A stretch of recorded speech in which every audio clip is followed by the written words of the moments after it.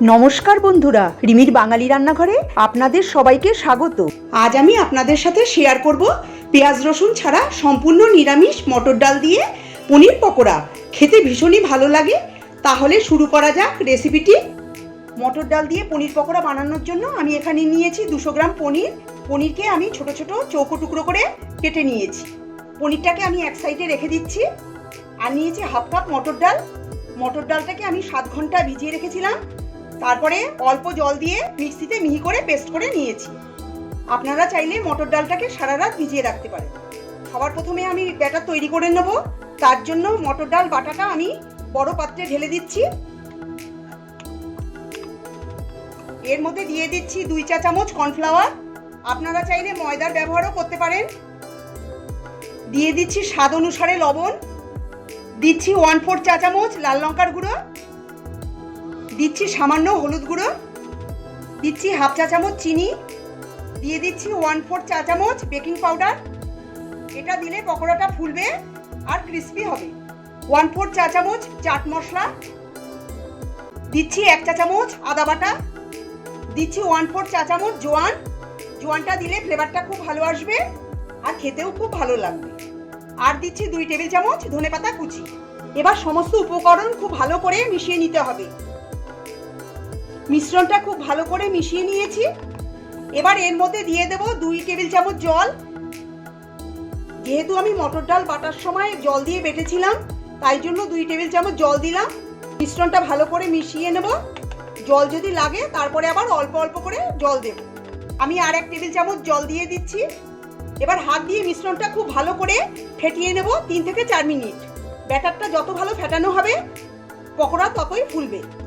দেখুন বন্ধুরা, ব্যাটারটা আমি খুব ভালো মতো ফেটিয়ে নিয়েছি। আমার 3 টেবিল চামচই জল লেগেছে। দেখুন, আমরা বেগুনি করতে গেলে যেমন ব্যাটার তৈরি করি, তার থেকে অনেকটা থিক ব্যাটার তৈরি করতে হবে। ব্যাটারটাকে আমি এক সাইডে সরিয়ে রেখে দিচ্ছি। এখন আমি টুকরো করা পনিরটা নিয়ে নিয়েছি। এর মধ্যে দিচ্ছি সামান্য পরিমাণে লবণ, সামান্য পরিমাণে লাল লঙ্কার গুঁড়ো। দিচ্ছি 1/4 চা চামচ ধনের গুঁড়ো। আর দিচ্ছি 1 চা চামচ কাঁচা লঙ্কা বাটা। কাঁচা লঙ্কাটাকে আমি মিক্সিতে বেটে নিয়েছি। আপনারা চাইলে কাঁচা লঙ্কাটা এখানে না দিয়ে ব্যাটারের মধ্যেও দিতে পারেন। এবার সমস্ত উপকরণ পনিরের সাথে খুব ভালো করে মাখিয়ে নিতে হবে। হালকা হাতে মাখিয়ে নিতে হবে, না হলে পনিরের টুকরোগুলো ভেঙে যেতে পারে। দেখুন বন্ধুরা, সমস্ত পনিরের টুকরোর গায়ে মশলা খুব ভালো মতো মাখিয়ে নেওয়া হয়ে গেছে। গ্যাসে কড়াই বসিয়ে বেশ কিছুটা পরিমাণ সাদা তেল গরম করতে বসিয়েছি। হাই ফ্লেমে তেলটা খুব ভালো করে গরম করে নিতে হবে। তেলটা গরম হয়ে যাওয়ার পর গ্যাসের ফ্লেমটা মিডিয়ামে করে দিতে হবে। এবার অল্প অল্প পনির এর মধ্যে দিয়ে ব্যাটারে ডুবিয়ে গরম তেলে ছাড়তে হবে। খুব সাবধানে ছাড়তে হবে, না হলে ছিটে গায়ে আসতে পারে। এই সময় গ্যাসের ফ্লেমটা মিডিয়ামেই রেখে দিতে হবে। হাই ফ্লেমে পকোড়া ভাজা যাবে না।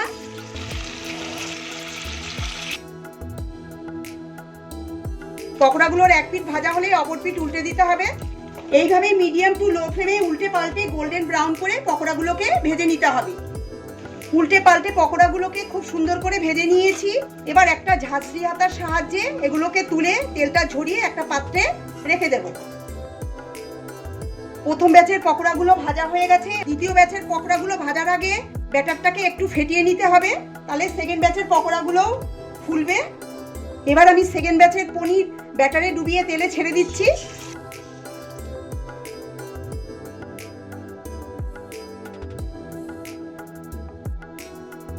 এইভাবে আমি সব পকোড়া গোল্ডেন ব্রাউন করে ভেজে নেব।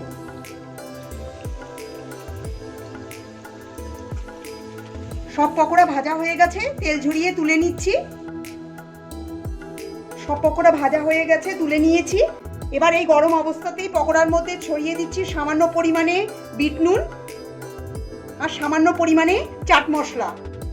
এতে পকোড়ার স্বাদ অনেকটাই বেড়ে যাবে। দেখুন পকোড়াগুলো কত সুন্দর হয়েছে। এই পনির পকোড়া আপনারা সস বা গ্রিন চাটনির সঙ্গে সার্ভ করুন। গ্রিন চাটনির লিঙ্কটা আমি ডেসক্রিপশন বক্সে শেয়ার করে দেব।